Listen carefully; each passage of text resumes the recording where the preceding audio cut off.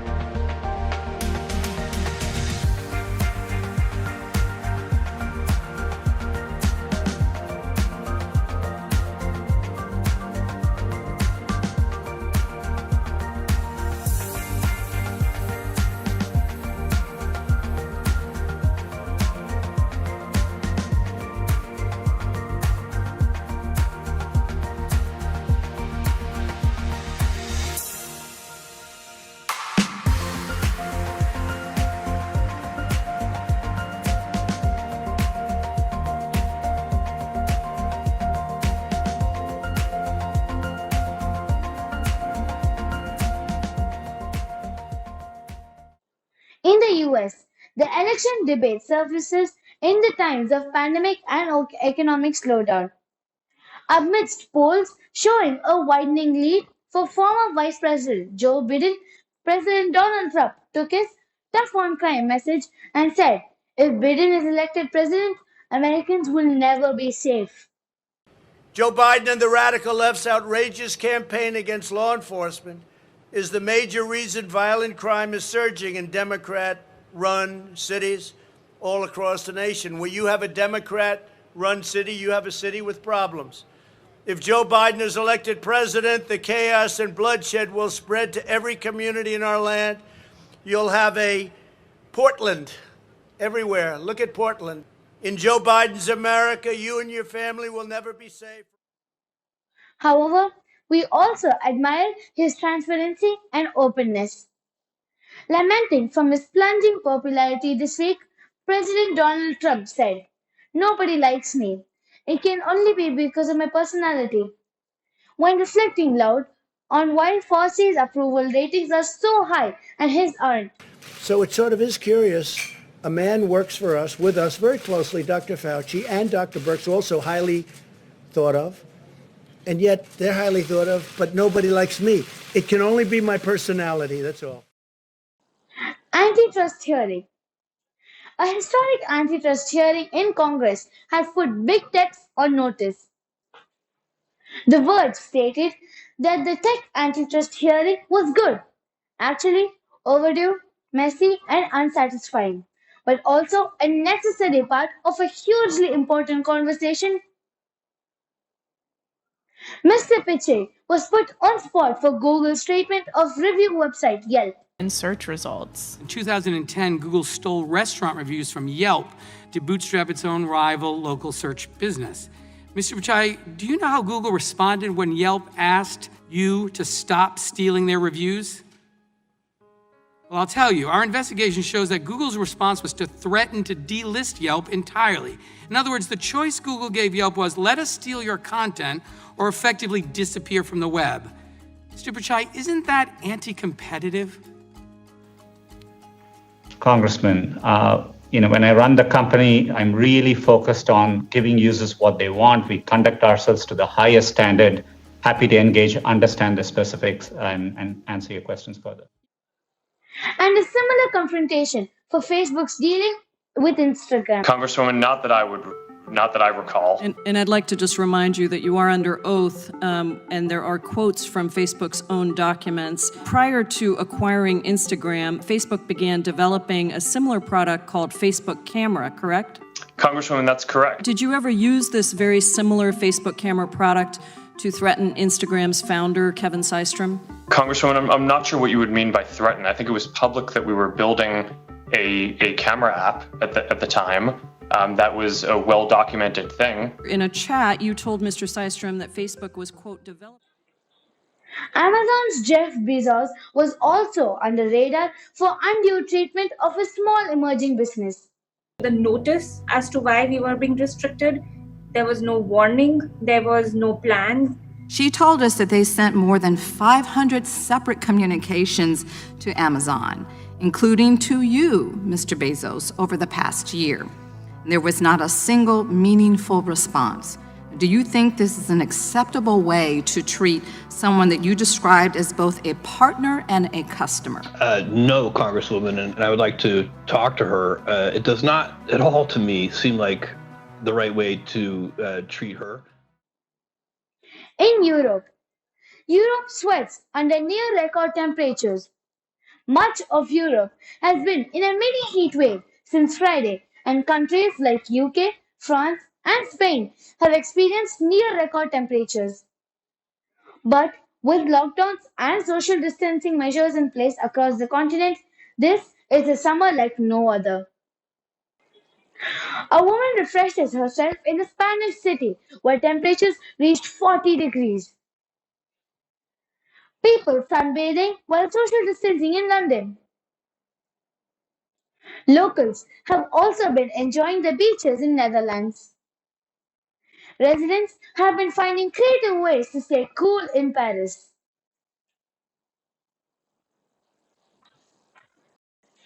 Europe's second wave. British Prime Minister Boris Johnson raised an alarm, stating there are signs of a second wave of the coronavirus pandemic in parts of Europe. Let's be absolutely clear about what's happening amongst some of our European friends. I'm afraid you are starting to see, in some places, the signs of a second wave of the pandemic. And we all remember what happened last time. It's absolutely vital, therefore, that we make the necessary preparations here in Spain has seen a recent rise in number of COVID-19 infections in some areas, with 47 cases per 100,000 people over the last 2 weeks. The UK, by comparison, has 15 cases per 100,000. France has similar levels of disease, while Germany had fewer than 9 cases. In Australia, whilst the surge in cases in Victoria and New South Wales is pushing states into stage 4 of lockdowns, a West Australian rock fisher, Gideon Matten, hooks global audience with extreme rock fishing adventures. Gideon might be taking social distancing a little too far. He hikes for hours up seals on cliffs and camps overnight in remote locations in a bid to catch the best fish. I go abseiling into a lot of locations and hike for hours to get to some pretty hard to get to places. I've been a rock climber for a bit over 10 years now, so that's why I know how to get to fish some pretty crazy spots.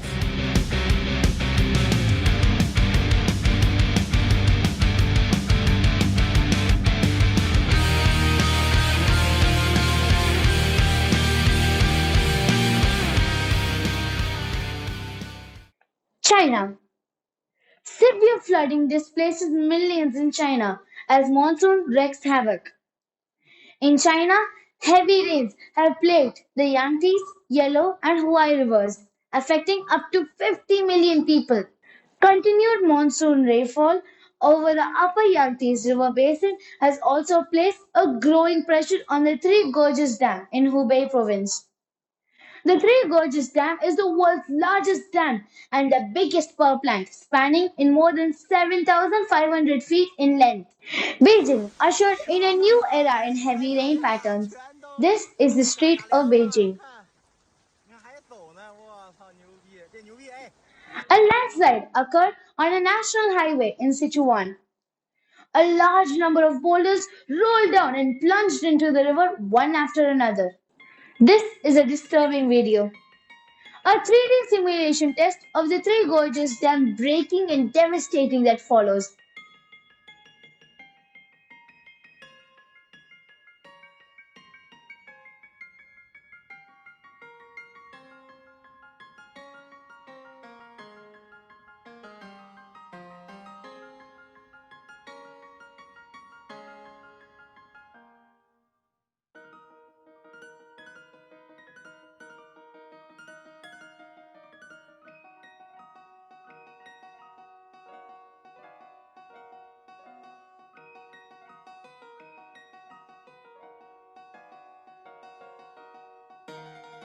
Finally, the most awaited Indian Premier League 2020 has been confirmed after weeks of deliberation.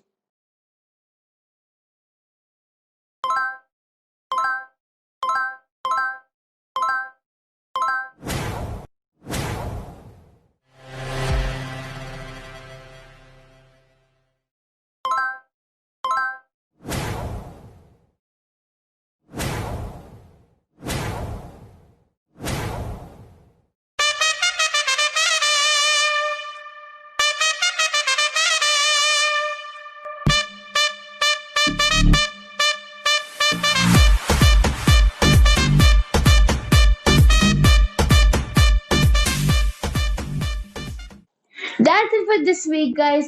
I'll be putting the source links in the description box below. So, I'll be coming back next week with another set of key events across the world. Until then, stay connected. Bye!